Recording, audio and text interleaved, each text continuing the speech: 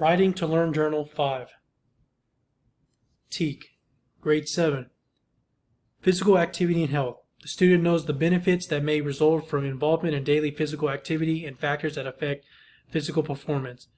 The student is expected to identify and apply basic weight training principles and safety practices such as appropriate goals, appropriate weight and repetition, body alignment, principles of frequency, intensity and time, and importance of balance in muscle pairs. Building prior knowledge. There are two main steps to when it comes to building prior knowledge. Number one, judging whether prior knowledge is adequate. Step two, activating and adding prior knowledge. Judging what the reader assumes. Look for references to previous materials. Maybe in previous classes, students took notes, or they had a PE textbook. In most cases, there really isn't any physical education notebooks. It's all visually shown. But in some cases, there might be where students could refer to books or notes. Examine the new vocabulary introduced. In this specific teak, the vocabularies that would be introduced that the students may not know are repetition, body alignment, principles of frequency, intensity, muscle pairs, and etc. Look for the reference that are not adequately explained. So I would ask a question, do the students know the purpose of the workout? Because they have to know that or they won't be fully engaged into the teak. Judging what the reader assumes. Free recall. Have students brainstorm a perfect workout regimen and explain why that specific workout is good for them.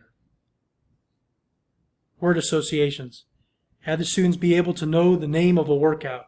It is important to know what the name of the bench press is, or to distinguish it from bench press to power clean to incline, etc.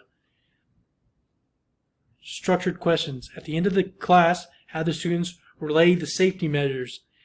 If they get it right, ask why it is important for these safety measures to be established. Recognition questions.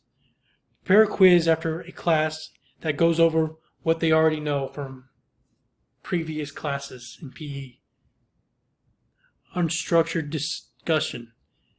At the end of every week, spend about 10-20 minutes on a review session. If they have any questions or any workouts they don't understand, or if they're having trouble trying to build a workout, you want to spend about 10-20 minutes getting that all situated. Activating prior knowledge. Review. Review the proper ways to perform certain weight lifts. It's important to do that because you want them to be doing it correctly. Quotes. Applying a quote could motivate the student to pursue these workouts on their own. The overall main goal in a physical education class is to help the student live a healthy, happy, and successful life. And we want them to be doing this on their own. So